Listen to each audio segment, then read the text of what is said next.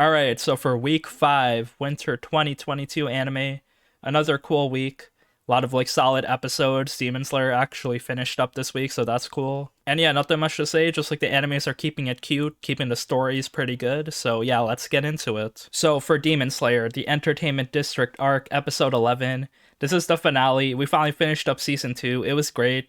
We got this extra long kind of 30-minute episode, so they kind of like resolved everything, and then after that it was just like maybe setting up some stuff for the future, some more story points, some more upper moons we have to fight, and some more pillars we'll meet. So yeah, like this whole episode was pretty cool, pretty chill. Last episode was kind of a cliffhanger, like, oh, the upper moon demon's body, Gyutaro, it kind of exploded, and it looked like Tanjiro was about to die to poison and stuff, but it's like it's so obvious that they're not gonna die. So yeah, I wasn't really stressed. And then yeah, right now they explode, but Nezuko kind of saves them. So she kind of like uses her firepower to burn away like the burning explosion. She comes out of her box, catches Tanjiro, and rescues him.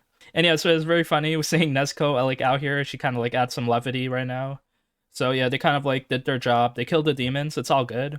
And then Nezuko's kind of burning away the poison from people's bodies. So very useful. So she kind of like pseudo heals them. The thing is, they're all like super injured. Tanjiro, he like multiple times in this season, he's like, "Oh, I gotta use all my power, use all my energy," breaking his body parts, just like bleeding out, so he can barely walk. So Nezuko just like carries him piggyback ride, and we're like on the Nezuko taxi this episode, just going left and right, looking around the rubble, looking for all the friends. So then yeah, we kind of wrap things up. We see Zenitsu. He's finally awake.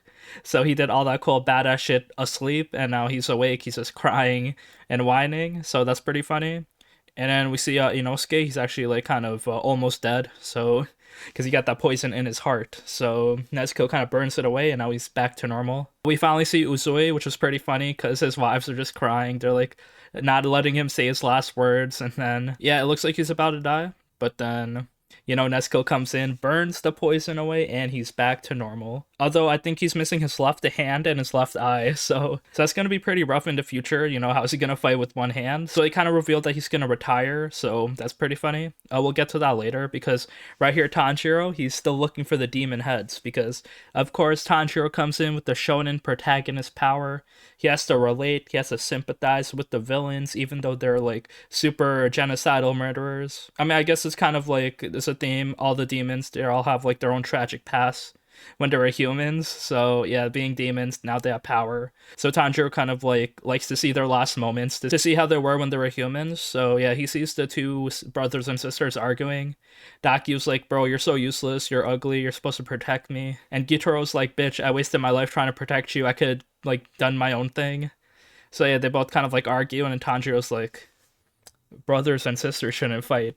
Like, come on, Tanjiro, these guys are evil, but whatever. So yeah, we kind of get their whole emotional backstory. It was pretty good. I didn't really care too much because, these guys are evil, but yeah, their backstory is pretty much a Gyutaro. He was like born in the entertainment district. He was kind of ugly, malnourished.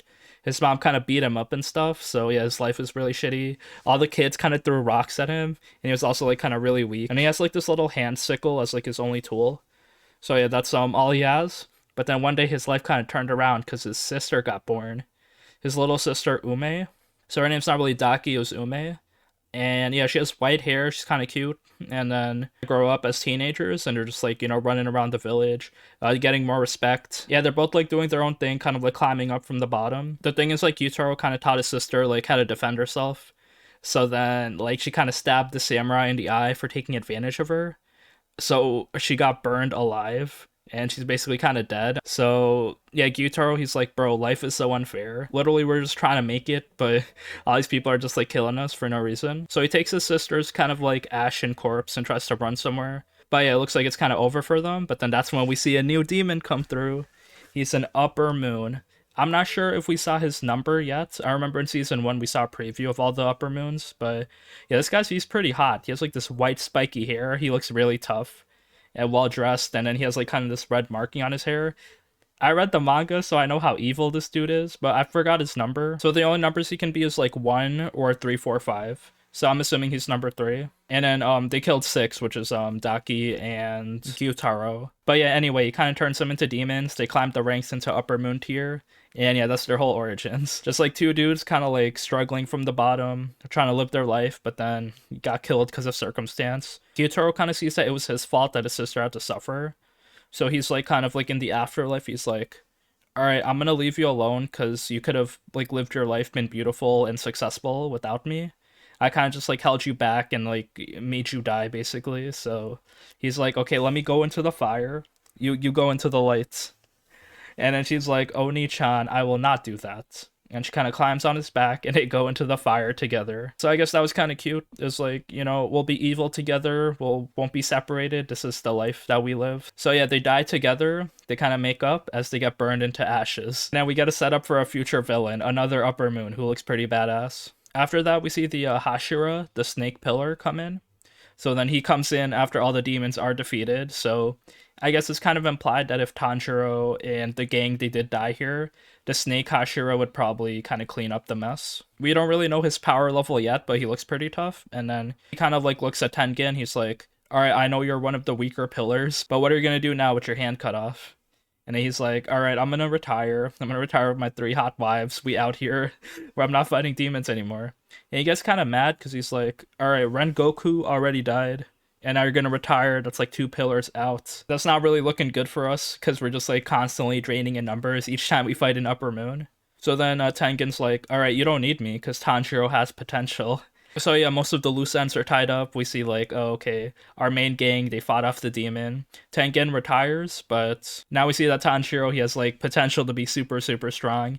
Using his like kind of fire breathing, unleashing his full potential, unlocking his limiter, I guess. So I guess we gotta kill more demons. There's still like 5 upper moons, so we're not even that close. As well as the main boss Muzan, so yeah, we'll see what's gonna happen. And a lot of cool stuff in this episode. Again, the animation was amazing. I guess like the last 5 episodes were just like really insane. The beginning of the season was like kind of typical setup, so you know, like the season was awesome, very good, and it's definitely gonna get better from here because the story's progressing. It's like the series is so popular, the animation is popping. We got to meet more pillars, we got to fight more upper moons. So very happy with the season. I think it might be my favorite anime this season. So I guess there's nothing much else to say. You know, it's Demon Slayer. Watch it if you're interested, if you like action and shonen, and you want to like give into the popular thing. So for my dress up darling this week, episode 6. It's very cute, really cute show, really like melting my heart. Watching Marin just fall in love with this guy. So yeah, over here we just see Gojo and Marin. They come back home from the cosplay event and it's just like, oh, Marin just sees Gojo as this huge Chad. He can just like, he's like basically a house husband. He can cook, he can clean, he can like sew. He just knows how to take care of people, and Marin has that typical like wild, make some questionable life decisions. So it seems like they are like a perfect match for each other. Gojo's kind of like more grounded and she's more like kind of cute and out there. So yeah, they hang out at Gojo's house. They meet the grandfather. He came back from the hospital. It's all good. He kind of sees them together, so he's like a little shocked. But yeah, besides that, it's pretty cute. Just like Marin kind of like can't control how she feels. Her heart's beating. So she's just like, I love him. I love him. It's really cute. But then it's a classic romance anime, so they can't pull the trigger just yet. So after that, it starts raining. And the next day, we see like this new girl showing up. She's just like running in the rain. She kind of has like this pinkish hair. And then she looks really young, so yeah, she like hangs out in front of the shop, and then she's all wet. So then Gojo's grandfather, he sees her and then he lets her in. So apparently like she wants to see Gojo, but yeah, she's all wet, so she's like in the bathroom kind of like drying herself off, and she's like fully naked. And then Gojo just like walks in, sees her just naked. So like what the fuck, we get this young naked girl. Like, come on, fuck this anime. This was like very unnecessary, but yeah, it's whatever. Also, like, why can't you lock the door? Like, do these bathrooms not have locks? But anyway, Gojo kind of like sees her. He kind of like sees her fall down, just like sees her bare naked body, and then she kind of like hates him now, gets embarrassed. But then she kind of uses that as blackmail to get him to make her a cosplay. Because yeah, apparently Gojo, he's getting some more cred. Marin's uploading her Shizuku-tan cosplay online, so yeah, she just wants to know like how Gojo makes the cosplays. And apparently we saw her earlier, her name is Jouzu. She's like this pretty famous cosplayer. And then she kind of has a dream like Marin, she wants to cosplay as her favorite anime character. And Gojo's like really professional. He can size and tailor it to like people in specific. So Juju kind of seeks him out. Marin also comes in and she's like, "Oh shit, you're Juju. You're like my idol. Let me be your friend. Let's cosplay together." So and yeah, they all become friends, like kind of. So yeah, we had a new character to the mix. And then we get your regular low angle shots, degeneracy, fan service out of nowhere. So yeah, we filled that quota this week. I mean, I appreciate that we're opening this new arc with some more characters, so that's cool. And Gojo and Marin's relationship is kind of like getting so much closer. They kind of like invite her to like eat dinner at their house like from now on. So yeah, we're probably gonna see them together regularly. We also get random lore drops where like Gojo and Marin, they both don't have parents. So yeah, Marin's dad is like working away and her mom died, and then Gojo's parents, I think they died too. So yeah, I guess it's kind of sad. And overall, I guess the main thing that happened in this episode, we made a new character. Also, I think her cosplay idea is kind of interesting. It's like this Madoka spinoff where like there's this magical girl and she turns evil, so Juju wants to be her. And then Kitagawa, she's like, "Oh shit, can I be the big sister of the girl you're playing?" So we can both like have a dual cosplay. Juju also kind of like assumes that Marin and Gojo are dating, but when she brings it up, they got kind of get embarrassed. So I like how the characters are like really nice together. There's not really a toxicity. There's no like evil tsundere character. They're like two people that are kind of attracted to each other. Gojo helping her on her cosplay dreams. So yeah, we'll see how they get together. All right, and now for Attack on Titan, the final season, part 2, episode 6. So this was a pretty like randomly cool episode, just like cool classic action where we're just fighting titans because Aaron's doing his thing. He's doing the rumbling with like his billions of colossal titans just like following him. So no one can really stop him. So we just like leave that on the backside for now. Aaron's gonna commit genocide while we're just like dealing with stuff happening on the island. So yeah, the people are confused, the scouts, because they're like, okay, if Aaron and Zeke, like, he can control the power, he can like control what all the titans do. But no, he didn't undo the titaning. So yeah, there's still like titans attacking, so it's like classic Attack on Titan season 1, season 2. We're fighting titans again. So yeah, it's kind of sad. It's all like the army people. We see Pictius and just like a lot of other people attacking the scouts. But then we got upgraded ODM gear, so all the veterans, Mikasa, Armin, John, they kind of keep organizing everything. They kind of like converge all the titans into the big scouting castle. Kind of like blow them up with lightning spears and swords. We see Mikasa just like killing them single-handedly, and everyone else is like blowing them up. So yeah, pretty cool fight scene. I love seeing them zoom around in their ODM gears. So yeah, Map is doing really well with the animation, especially considering like how much time they had to make this. Like they only had like 1 year since the previous season. So yeah, anyway, there's other stuff on the island I guess we have to deal with. So it's kind of like a transitional episode.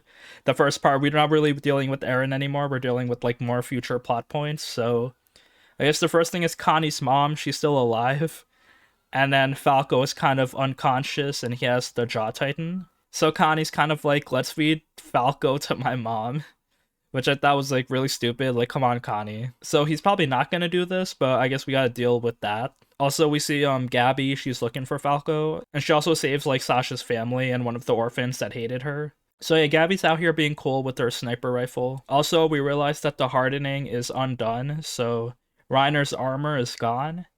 But also Annie's crystal is melted. So finally, we get to see Annie again after like 2,000 years. She's just out here on the floor looking malnourished. And she's probably unaware of like everything that's happened since it's been like 4 to 5 years. But I mean, I guess it's kind of hype. We're gonna see a new best girl, I guess. If you like kind of murdering girls that commit war crimes, yeah, she's back. And then yeah, I guess I really liked the cool action scene we had here. The music was nice. So I guess I'm curious where things are gonna go from here. We see like Flock, he's apparently trying to be evil, so we also gotta deal with him. And hopefully we do more cool things in the future. It looks like we're just gonna see characters talk and interact for now, so yeah, I'm looking forward to the future of the season. Okay, and now for Akebi-chan's Sailor Uniform, episode 6.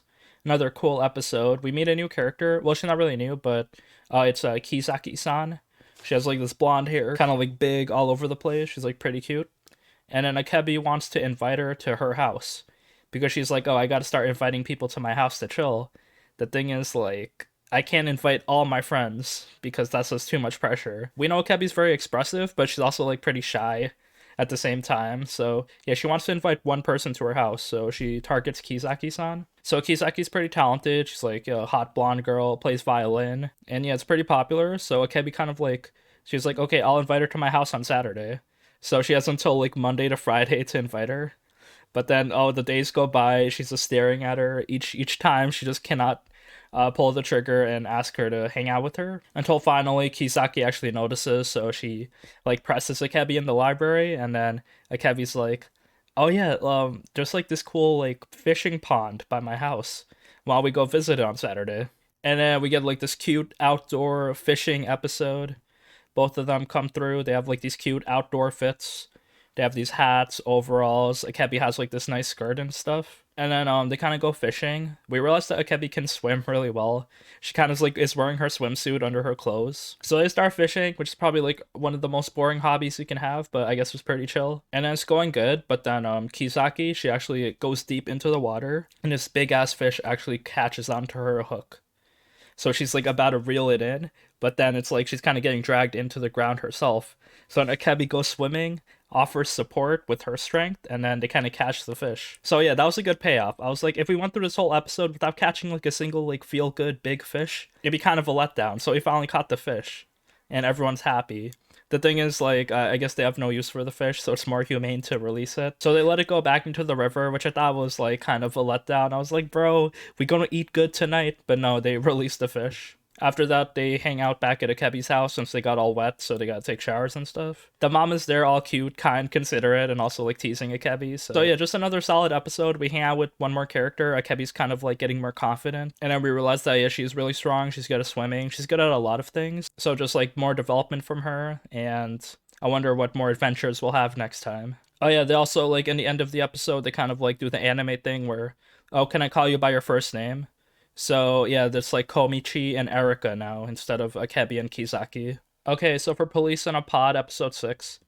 Pretty solid episode. Another cool kind of like slice of life police episode where we see more of their problems like throughout their daily lives. So yeah, in the first part of the episode, we kind of get like a mixer. So, you know, Fuji, she's trying to get married. She's not trying to be like a police sergeant her whole life. She's just getting old and stuff. So yeah, she goes with Kawai on a mixer with these two kind of like cool corporate guys. And then the thing is, when they go inside the bar, they kind of see the other two male detectives, the guy with the afro and then the guy with the red hair. So the afro guy, Seiji, he's kind of like, yeah, like he goes outside with Fuji and he's like, all right, try not to ruin this for me. And she's also like that to him. You know, it's gonna be kind of awkward, but we're both doing this for love. We also realize that Seiji, kind of like one of the mixer girls he's with, she's a nurse. So, and he's like talking about how like, oh, nurses are like the best kind of relationship partner for a police officer because they're so nice, considerate, and caring. So these two people, they're really trying to get cuffed. And then Kawai and the red-haired dude, they're just like trying to just like go along with the situation. Thing is, like, the mixer's going pretty well. Fuji's trying to like hide what she does. She's like, oh, we're not tough police officers. We're kind of just like normal desk workers. The thing is, like, all their plans go to ruin because they get an emergency call. They got to pick up, so they're always on duty even when they're off duty, and their mixer is interrupted by work. Also, after that, they kind of like have a segment where they talk about traffic accidents and like the how like police drive recklessly. So they're like, all right, stop driving so recklessly, ruining our cars, driving up the insurance, and then having us apologize to the city. But then after that, they kind of like ignore the rules because they just want to like go first, be the first to like each crime scene. So it's kind of funny, but overall just like a lot of like humor, suffering, and I really like watching this. I love seeing the daily lives of these anime police people, and I hope they suffer a little less, but it seems to be a common theme in this anime, just like life as a police officer is suffering. Okay, so for Princess Connect Redive, Season 2, Episode 5. It's a pretty cool action episode, pretty meta. Kind of gives us some context on the world, so I thought that was kind of cool. So we see Pecorine, her name is actually like Princess Justina. We see her teleported to like the evil kind of goddess that like wants to like destroy the world. Pecorine, she's kind of like doesn't really give in to her. So then Justina's like, okay, I see your resolve, and like I'll break you in the future, not now. So it looks like she's kind of like an endgame villain that they'll deal with her when everyone's like kind of on their final mission. So yeah, we'll just have her in the back for now. Okay, she's evil. She kind of teleports Pecorine back to the present time, and she defeats the golem, so it's all good. We get some backstory on Yuki, actually, the main character, why he has kind of like memory loss, because he's kind of living in a time loop. So I thought that was kind of cool, where he failed the first time to defeat the evil whatever queen. His whole party just died, so he got the power to go back in time by like that red-haired girl. So I hate using the word redo in like a isekai fantasy setting, but Yeah, anyway, I guess the end game is like the same for any other type of mumble game, just like defeat the evil villain in the end with your party. So yeah, pretty solid, decent episode, and I guess after this we're gonna go back to more chill vibes because these last two episodes were pretty intense. Okay, so for Rust Eater Bisco, cool action episode, a lot of cool stuff happened. We kind of see like two parts of the episode where one is like Bisco and Panda, they're kind of like kidnapped by kids, but then they could easily take out the kids, but then Bisco's like, oh no, let's do this peacefully. So Bisco's like, oh, I got this bounty on my head. Why don't you capture me and then sell me for money? And the kids kind of like take him and arrest him. And then Panda's like, oh, they're kind of helping people as well because he's like a good doctor. Also, after that, we see Pawu, Panda's sister, the cool badass motorcycle girl. So she's like chasing after them because of course she is. She's not gonna let her little brother like go on an adventure by himself in the dangerous world. And then she also thinks he's being kidnapped by Bisco, so yeah, she's kind of big mad. She's trying to chase after them. The thing is, she kind of like makes a detour. She meets this elderly couple who like they're both kind of living in this cave house, and she kind of drinks their tea.